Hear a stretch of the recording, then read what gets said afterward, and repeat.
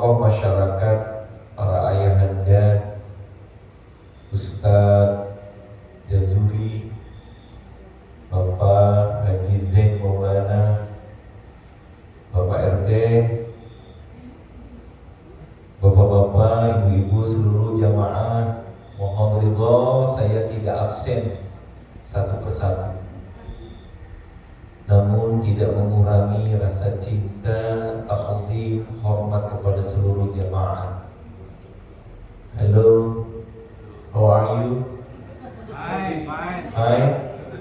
Sehat semua? Alhamdulillah. Ada yang sakit dana rendah? Tinggi banyak. Dana rendah. Dana rendah. Insya Allah nggak ada ya. Baru gajian Pak. Terus gajian soalnya. Mudah-mudahan hadirnya kita, setiap langkah kita, silaturahim kita, duduknya kita, Allah Subhanahu wa Ta'ala mencatatnya menjadi bagian dari amal ibadah. Amin. Amin ya Allah ya Rabbal Alamin.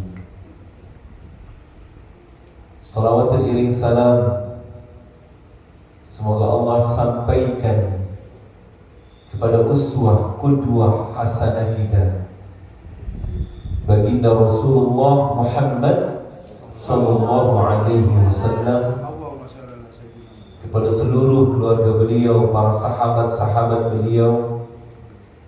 Semoga salawat dan salam tercurahkan pula bagi kita, umat beliau yang terus istiqamah menghidupkan sunnah-sunnah beliau. Wa min akbari sunnati ihya'ul ilmi. Sabda beliau, sesungguhnya sunnahku yang paling terbesar itu adalah menghidupkan ilmu pengetahuan. Alhamdulillah, malam hari ini kita akan bahas mengenai birrul walidain. Ada birrun, ada barrun, ada burrun. Sama tuh tulisannya. Kalau bir itu artinya berbuat baik. Kalau barrun itu artinya daratan. Zaharal fasadu fil barri wal bahr. Kalau burrun itu artinya gandum. Makanya kalau orang nggak mempelajari grammar Arab, bisa saja salah makna, karena beda harokat saja beda makna kalau dalam bahasa Arab. Birrul walidain, berbakti, berbuat baik kepada kedua orang tua.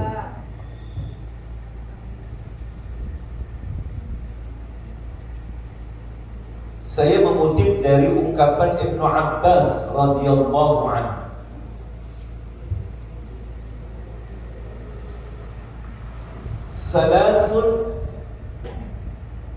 Salasu ayatin nuzilat maqrunatan bisalasin la yuqbalu Allah minha wahidatan bighairi qarinatiha. Ada 3 ayat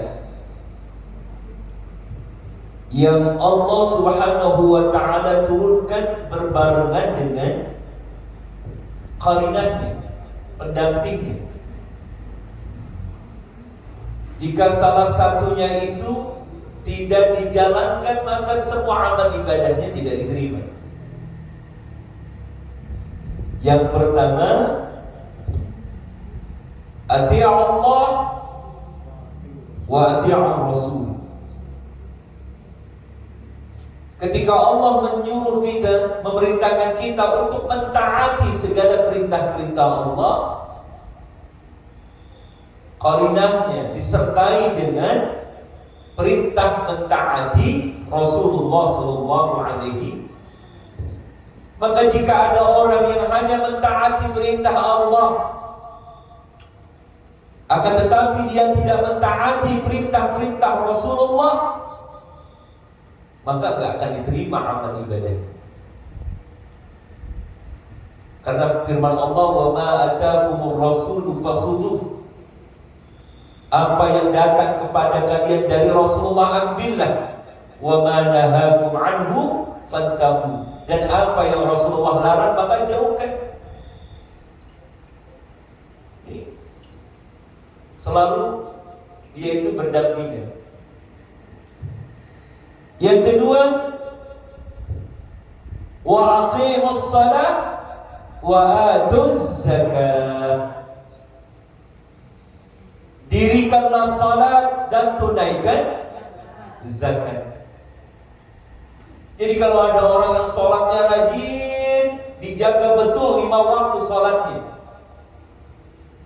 tetapi tidak mau mengeluarkan zakat, maka tidak diterima keislamannya. Atau sebaliknya, dia zakat tetapi tidak salat. Dan yang ketiga adalah anishkurli wa liwalidayk.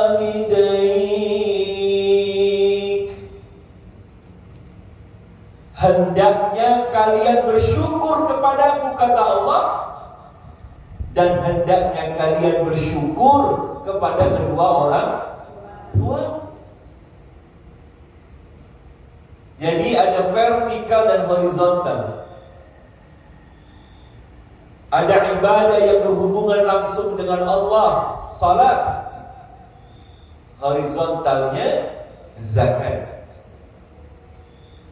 Kemudian ati Allah itu vertikal, wa ati Rasul itu horizontal. Anishkurli vertikal, wa liwalidain itu horizontal. Itulah indahnya Islam. Jadi perintah bersyukur atas karunia yang Allah berikan, dan juga harus kita bersyukur kepada kedua orang tua kita. Orang yang tidak bersyukur kepada kedua orang tuanya berarti dia tidak bersyukur kepada Allah Subhanahu wa ta'ala.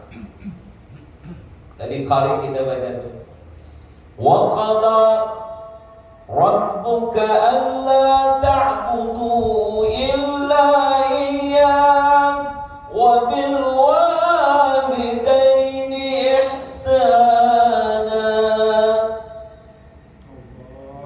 Sepi amat dingin. Tuhanmu telah menetapkan, Tuhanmu telah memerintahkan agar kalian tidak beribadah, tidak menyembah kecuali hanya kepada Allah, dan kalian bersyukur kepada kedua orang tua kalian, berbuat baik kepada kedua orang tua. Maka hadirin sekalian yang dirahmati Allah, dengan dasar inilah bahwa berbuat baik kepada orang tua, mentaati orang tua, jatuh perintahnya setelah perintah kita beribadah kepada Allah, mentaati segala perintah-perintah Allah Subhanahu wa ta'ala. Nah, sekarang kita lihat sebelum masuk ke birrul walidain, kita lihat bagaimana hukuman Allah kepada orang-orang yang mendurhakai orang tuanya. Wa akhraja Ahmad wal Bukhari an Ibn Umar radhiyallahu anhu qala Rasulullah sallallahu alaihi wasallam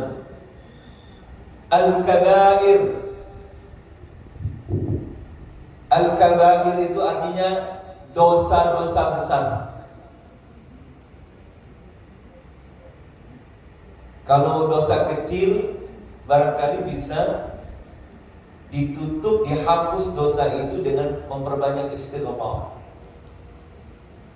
Tapi kalau dosa-dosa besar itu harus betul-betul kita memohon ampun dan bertaubat kepada Allah dengan taubatan nasuha. Dosa yang paling terbesar itu asyirku billah, menyekutukan Allah. Kalau ada orang yang percaya kepada Allah, dia beribadah kepada Allah, dia memohon kepada Allah, tapi masih menyandarkan dirinya kepada selain Allah, mencari bantuan, mencari pertolongan selain kepada Allah, mencari sandaran selain kepada Allah, itu namanya syirik. Perbuatannya namanya syirik. Orang yang berbuatnya namanya musyrik. Enggak ada dosa yang paling besar kecuali menyekutukan Allah.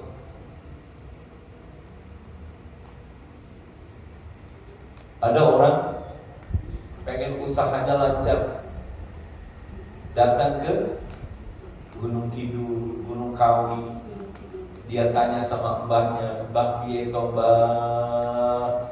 Usahaku kok macet begini, Mbah. Tolong dikasih petunjuk, Mbah." Kata mbahnya, "Nak, rizkimu itu adanya di darat." "Memang kenapa, Mbah? Kamu kan nge-grab."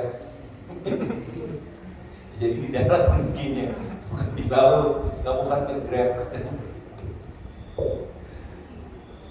Setelah dosa yang paling terbesar menyekutukan Allah, tingkatan yang kedua, ranking kedua adalah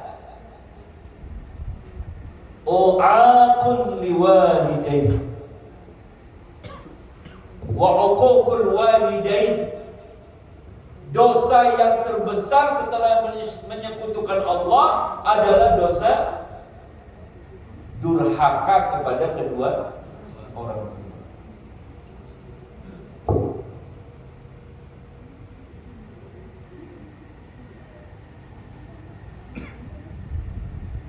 Hadis lain yang diriwayatkan yang bersumber dari Imam Ahmad, Nasa'i dan Hakim, Ibnu Umar radhiyallahu anhu, yang diriwayatkan oleh Imam Ahmad, Nasa'i dan Hakim, bersumber dari Ibnu Umar radhiyallahu anhu, salasatun, kata Rasulullah, ada 3 orang yang Allah harramallahu tabaraka wa ta'ala alaihim, yang Allah haramkan untuk ketiga orang ini masuk ke dalam syurganya Allah subhanahu wa ta'ala. Allah haramkan. Apa itu? Mudminul khamar, orang yang mengkonsumsi narkoba, minum-minuman khamar yang memabukkan. Apalagi wa'aqun liwalidain, seorang anak yang durhaka sama orang tuanya, Allah haramkan masuk ke dalam surga. Yang ketiga, wadayyusul ladzi yuqirru fi ahlihil khabsah, para suami-suami dayus. Suami yang dayus itu adalah suami yang gak pernah cemburu, suami yang gak pernah marah kalau seandainya aurat istrinya dinikmati laki-laki lain. Para suami-suami yang dayus, yang gak pernah marah sama istri ketika dia berbuat dosa, berbuat maksiat. Para suami yang dayus ini, kata Rasulullah, jangankan dia masuk ke dalam syurga, baunya saja Allah haramkan. Karena memang betul, ketika seorang suami berbuat dosa, maka seorang istri tidak pernah menanggung dosa suaminya. Tapi ketika seorang istri berbuat dosa, berbuat maksiat, kemudian dibiarkan, maka yang menanggung dosanya adalah suami. Makanya kalau ibu-ibu kasihan sama suaminya, jangan ditambahi beban dosa ibu-ibu yang nanti akan menjadi tanggung jawab suaminya, Bu.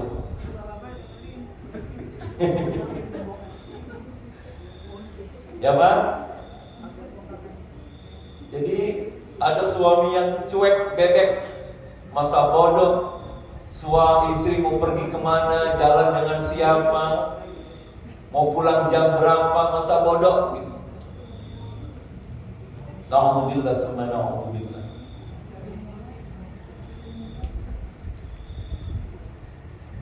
Kemudian diperkuat oleh Al-Hakim, hadis yang diriwayatkan oleh Imam Hakim dan Asbahani. Baginda Rasulullah sallallahu alaihi wasallam bersabda, "Kullu dhunub yu'akhirullahu minha ma syaa ila yaumil qiyamah." Go.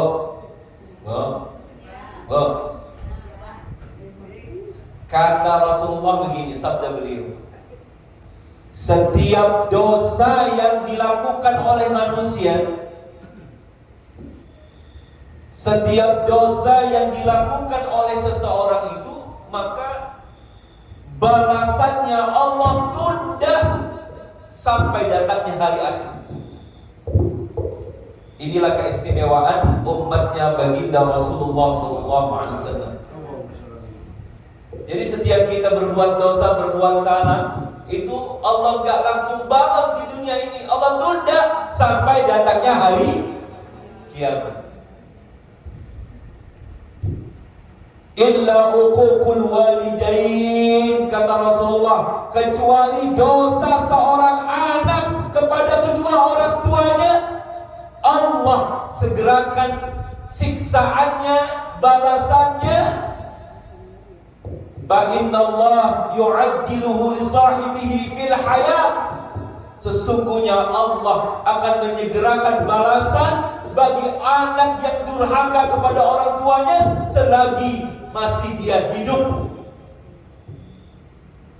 Qablal mamat, sebelum dia mati, sebelum dia meninggal. Jadi kalau ada anak durhaka sama orang tua, nggak perlu nunggu datangnya hari kiamat balasannya. Dia masih hidup saja, Allah sudah berikan balasan, siksaan, azab kepada seorang anak yang durhaka kepada kedua orang tuanya. Alhamdulillah.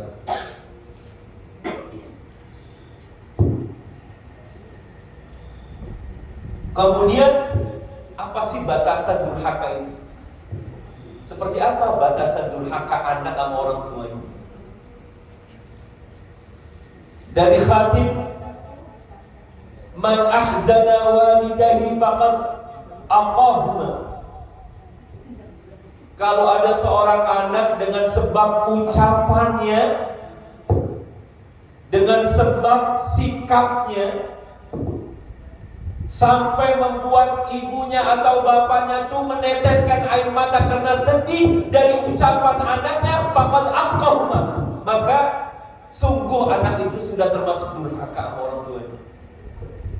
Halo, Bu, Bu, itu udah ngerasain jadi orang tua ya, Bu ya? Kalau ada ucapan anak kita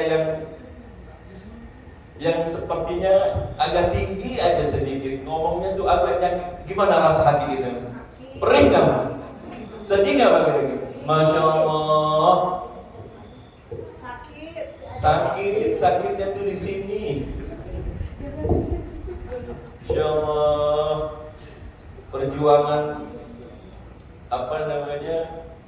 Waktu hamilnya, melahirkannya, merawatnya, mendidiknya, dibiayai, sudah bisa sedikit aja sikapnya sama orang tua itu sombongnya luar biasa. Maka demi Allah, kalau ada anak yang macam begitu, itu udah termasuk durhaka. Dengan satu ucapan yang membuat air mata orang tuanya menetes, itu sudah termasuk durhaka kepada kedua orang tua. Na'udzubillah summa na'udzubillah. Nah, ini yang disabdakan oleh Rasulullah. Nanti akan datang satu zaman di mana ummahu, banyak anak yang durhaka sama emaknya. Wajab abahu, malu mengakui bapaknya. Karena dia merasa orang hebat, terdidik, orang pandai, sementara bapaknya orang-orang biasa saja, barangkali dari penampilannya dan sebagainya, sampai dia malu memperkenalkan orang tuanya, takut pamornya akan jatuh gara-gara kondisi orang tuanya. Padahal segitu hebatnya tuh, sebegitu tinggi pendidikannya itu, jerih payah orang tuanya. Wa birra sadiqahu, kata Rasulullah, di akhir zaman banyak orang yang lebih loyal kepada sahabatnya ketimbang emak dan bapaknya. Ada nggak yang model begitu, bu anak bu? Bu, ada nggak yang model begitu? Oh, kalau temennya mah diajak ke tempat makan yang mana aja udah makan sana yuk, makan sini yuk, sana sini, semua tempat-tempat yang enak temennya udah diajak. Sementara ibu bapaknya nggak pernah dia berbuat seperti itu sama orang tuanya. Masya Allah. Padahal kata Rasulullah,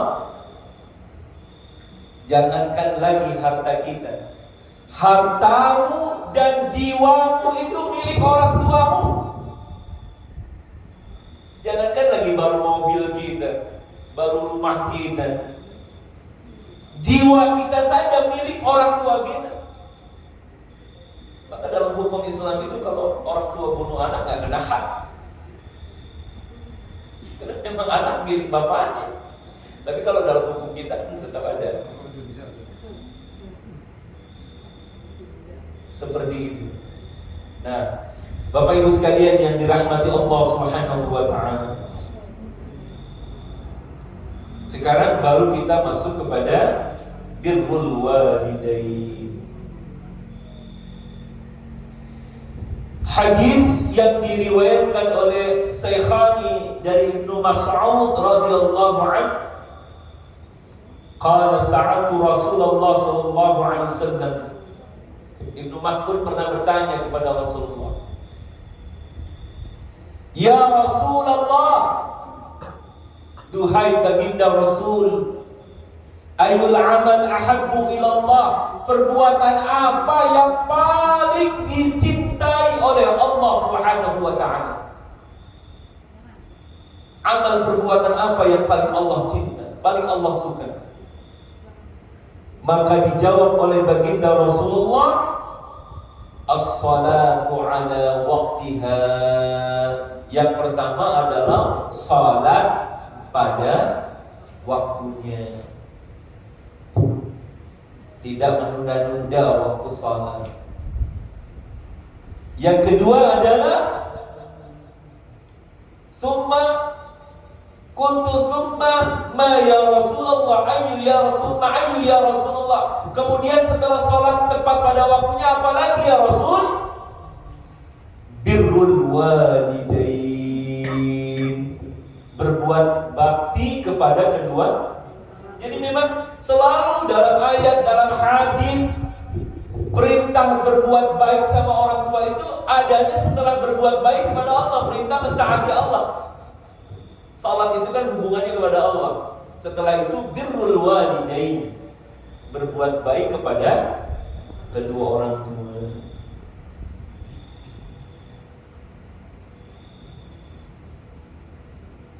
Kemudian hadis yang berikutnya adalah dari Imam At-Tabarani, ata rajulun ila Rasulillah sallallahu alaihi wasallam. Datanglah seorang laki-laki menemui Rasulullah dan dia mengatakan, "Ya Rasulullah, aku tidak bisa ikut berzihad, ikut dalam medan peperangan, tidak ikut berjihad ya Rasulullah. Wala aqdiru alaih, karena memang saya belum bisa, saya nggak bisa." Ini pertanyaan maksudnya begini, ada nggak amalan lain yang kalau seandainya aku tidak ikut jihad dalam medan peperangan membela agama Allah, satu amalan yang amalannya itu seimbang dengan jihad itu. Apa jawab Rasulullah? Hal baqiya min walidain ahadun? Apakah kamu masih punya orang tua? Kedua orang tua atau salah satunya? Apa jawab sahabat itu? Qala ummi, saya masih punya ibu ya Rasulullah.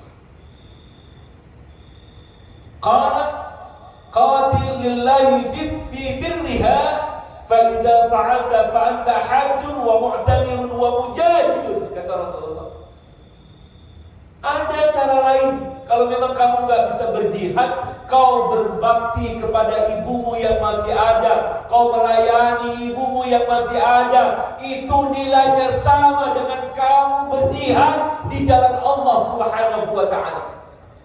Berarti kan berbakti sama orang tua itu luar biasa nilainya, setara dengan orang-orang yang berada di dalam peperangan membela agama Allah.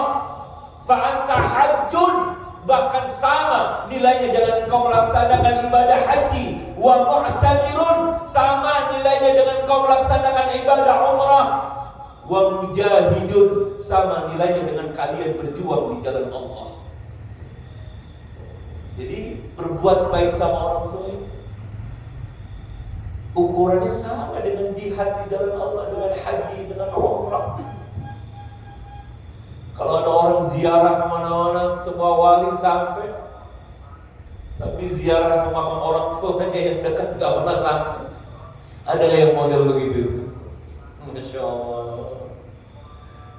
Jadi berbuat baik kepada orang tua itu nilainya sama dengan orang-orang yang mujahid, yang berjuang membela agama Allah Subhanahu wa ta'ala.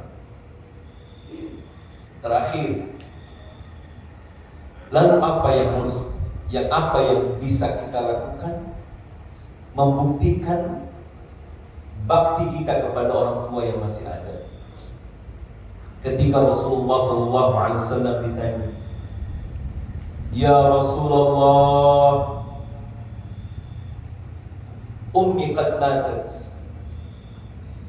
ibu saya udah gak ada, ayah saya lebih dulu meninggalkan kami. Hal baqiya min birri abawayya syai'un abirruhuma ba'da mautihima.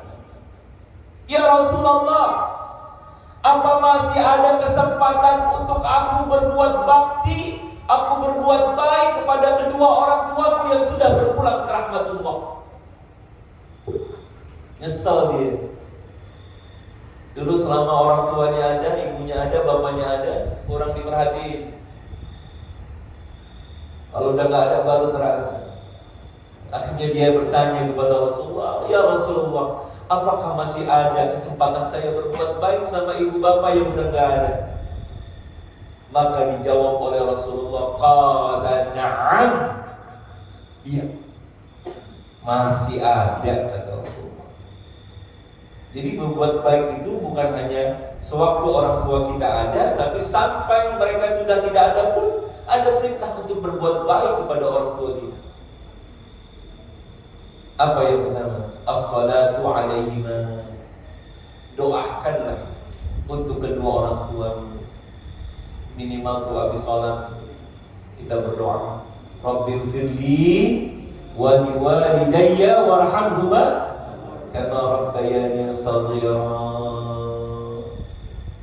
Itu cara berbuat baik sama orang tua yang udah gak ada.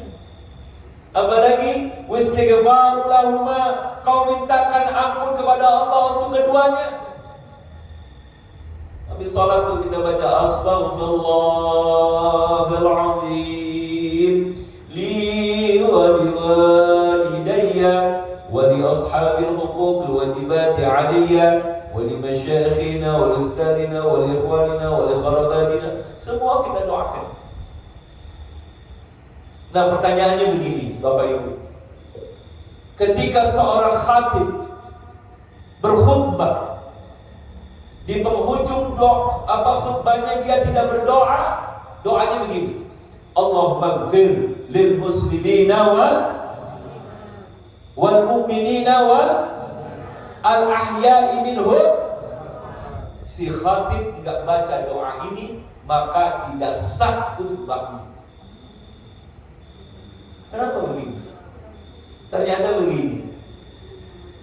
Orang-orang tua kita yang sudah berpulang ke rahmatullah itu, kata Rasulullah, yantaziru da'watan, setiap saat mereka berharap-harap doa dari kita yang masih hidup.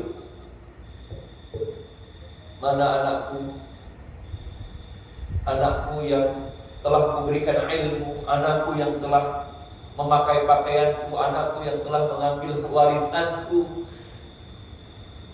Itu orang dulu. Kok lupa dengan aku? Jadi doa kita ini buat orang-orang yang sudah berpulang ke rahmatullah yantazir, mereka nungguin.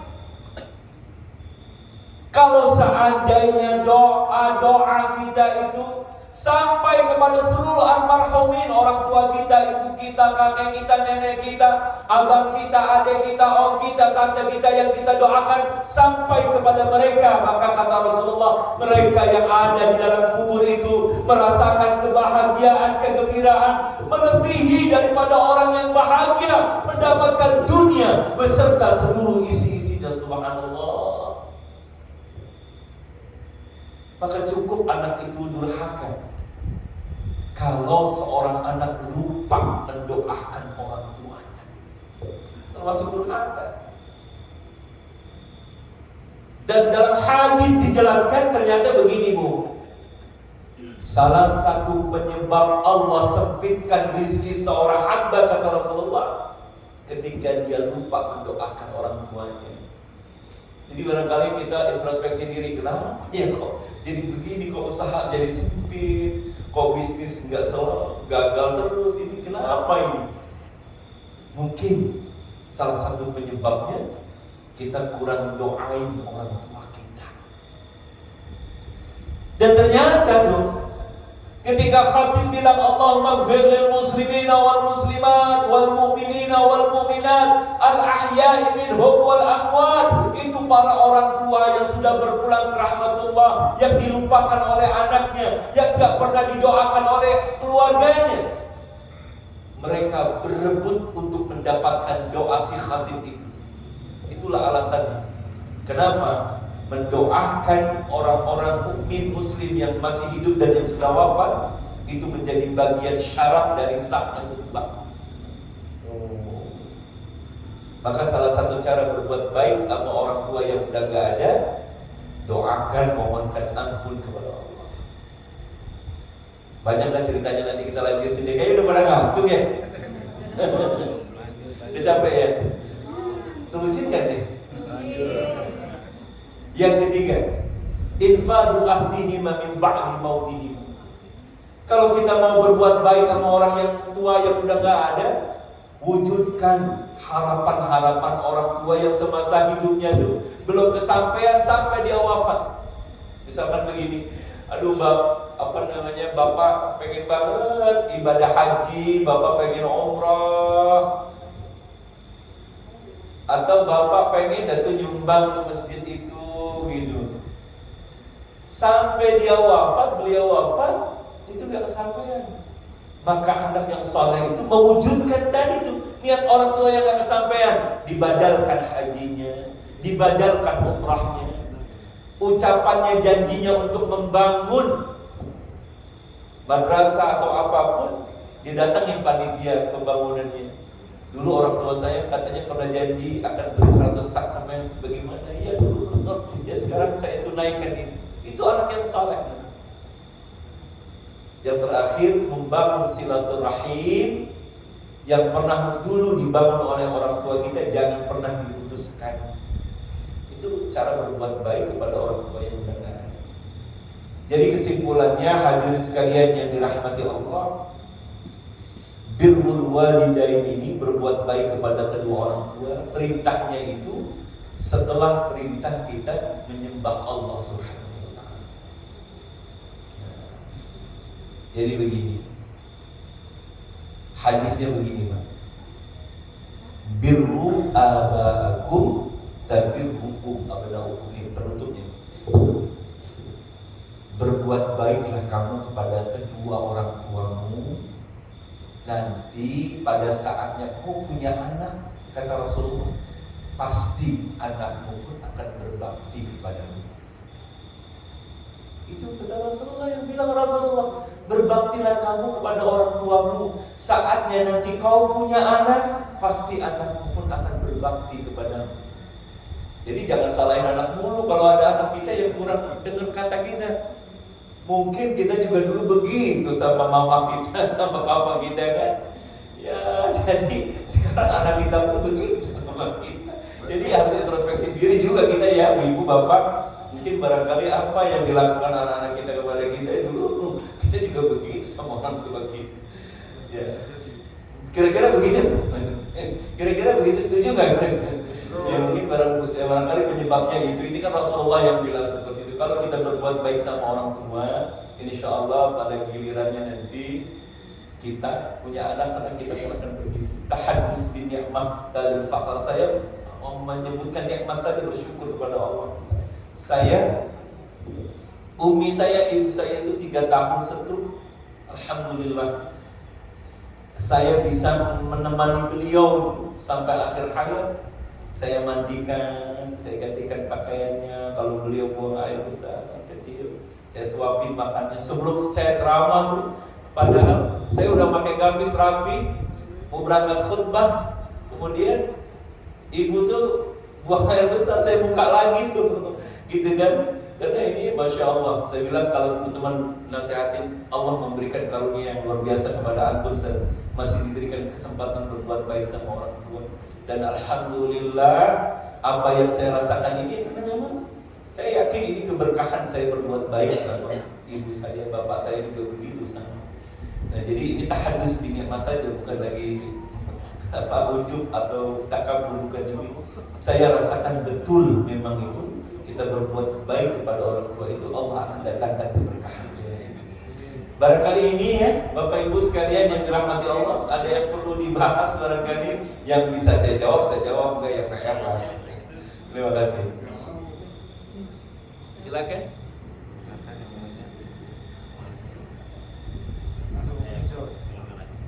Langsung apa? Moderator. Langsung aja.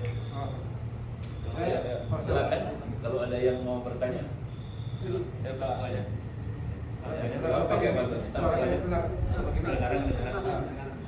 Assalamualaikum warahmatullahi wabarakatuh. Ini materi ini sangat menarik, tapi saya pribadi ini terima kasih pada Pak Anwar untuk ada materi-materi kayak begini. Jadi begini Pak Ustadz, hampir semua orang mengerti, terutama yang pernah ngaji, pernah ngerti yang disampaikan Ustaz. Tapi di implementasinya, kayak saya itu kan kalau di kantor itu dituakan, itu semua karyawan itu curhatnya ke kita. Salah satunya itu banyak materi itu yang masalah dengan memperlakukan orang tuanya. Implementasinya pada waktu curhat itu banyak sekali variasinya. Kadang-kadang saya pasti tunda, karena saya nggak berani jawab, karena itu resikonya berat. Contoh begini Pak Ustaz, kalau sampai nangis sepakat, pokoknya asal orang tua nangis itu kamu dolim sama orang tua. Tapi kadang-kadang begini, ada anak yang nakalnya luar biasa sama orang tua, tapi orang tuanya sayang sama dia, sayang banget. Jadi udah dinakali kayak apa itu, tidak ada kata-kata jelek itu untuk anaknya itu, karena dia saking sayangnya. Tapi kakaknya atau adiknya itu diperlakukan tidak adil oleh orang tuanya, sehingga dia menyatakan bahwa ya udah ikut yang disayangi itu.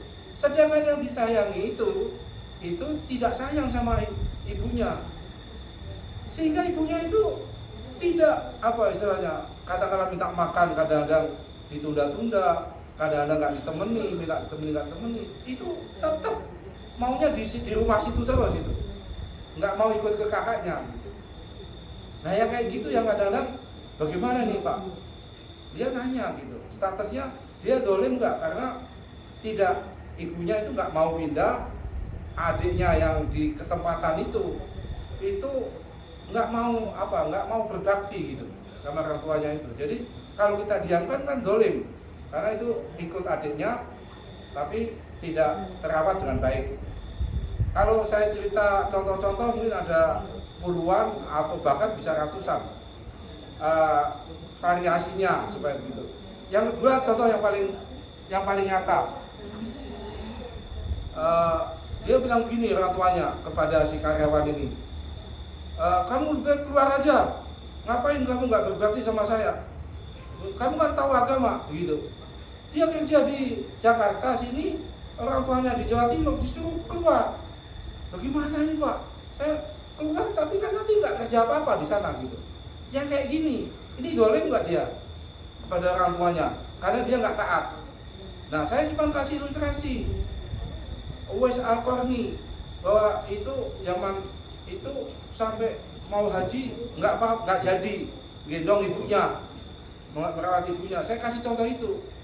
Tapi saya tidak ambil keputusan gitu. Akhirnya saya mau nasihat aja gitu. Kira-kira variasinya tuh banyak banget. Gitu. Akhirnya saya sendiri tidak berani gitu untuk memutuskan, ya udah kamu ikuti aja. Kalau ikuti itu dia keluar, siapa yang kasih makan anak istrinya?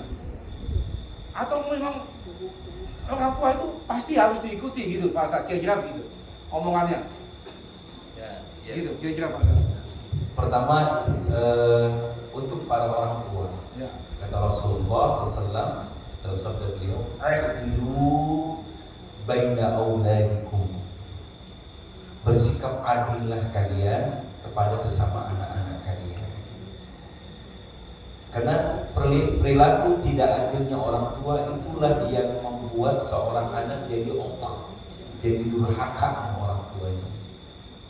Jadi yang memicu perbuatan dosa anak sama orang tuanya itu karena sebab orang tuanya nggak adil. Kata Rasulullah, adillah sesama anaknya.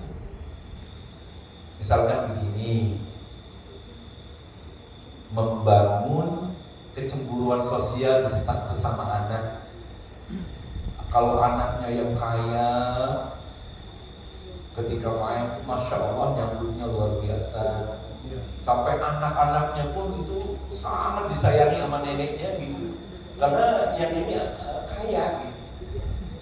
Tapi ketika yang datang anaknya itu susah, yang minta mudah orang tua itu sebel gitu. Jadi pengaruhnya kepada cucu dari anak yang dia nggak suka karena kesusahannya. Akhirnya segala kebaikannya itu nggak dinilai karena orang tuanya itu mengukur kebaikan itu dengan materi. Padahal kan anaknya mencoba berbuat baik meskipun dengan materi, tapi dengan hal-hal yang dia bisa tapi nggak bernilai. Ini yang dilarang oleh Rasulullah nih, banyak para orang tua begitu tuh. Jadi memperlakukan anak nggak adil.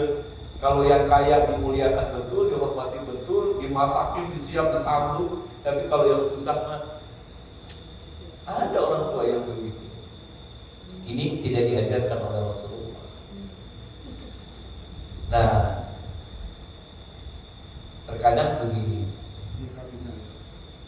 bagaimana posisi seorang anak ketika dia berada dalam si malakama.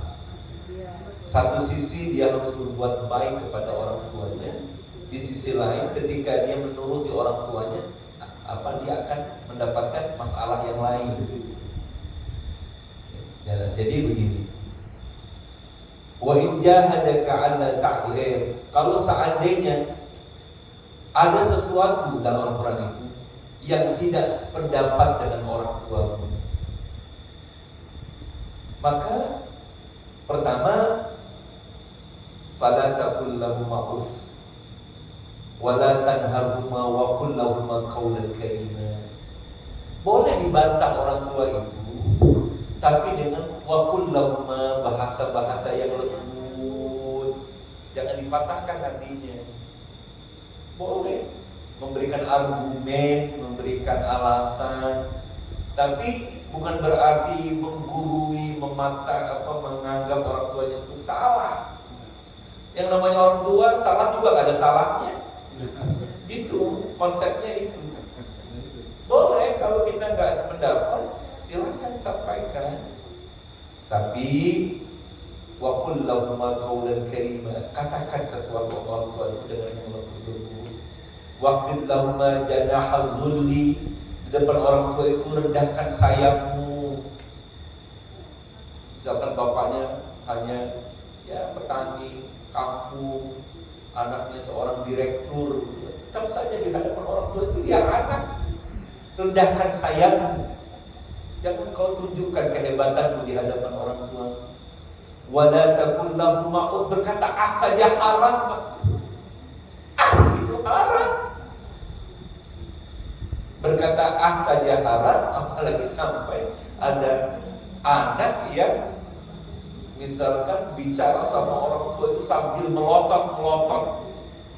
Durhaka. Jadi dikiaskan oleh ulama, berkata saja sama orang tua itu nggak boleh, haram, apalagi sampai.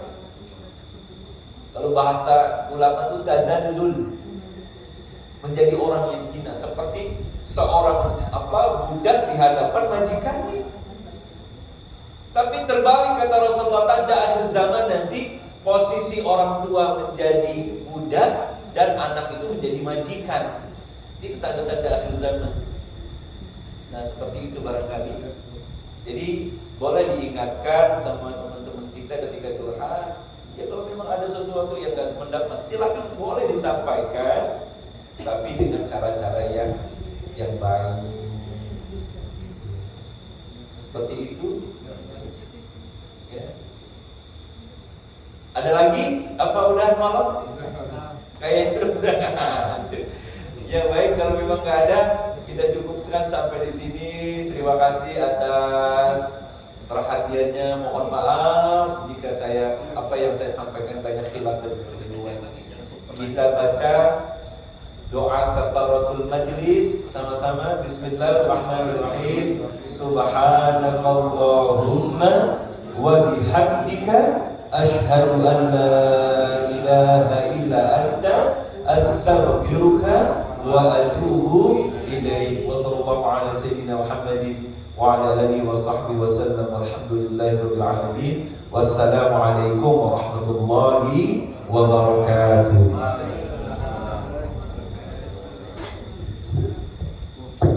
Terima kasih kepada Al-Mukarram Al-Ustaz Mujawid yang telah menyampaikan tausiahnya. Mudah-mudahan apa yang beliau sampaikan kepada kita semua kita dapat memahami dan mengamalkannya, dan mudah-mudahan senantiasa menjadi kami berbakti pada orang tua. Ini adalah hadirat yang dirahmati Allah.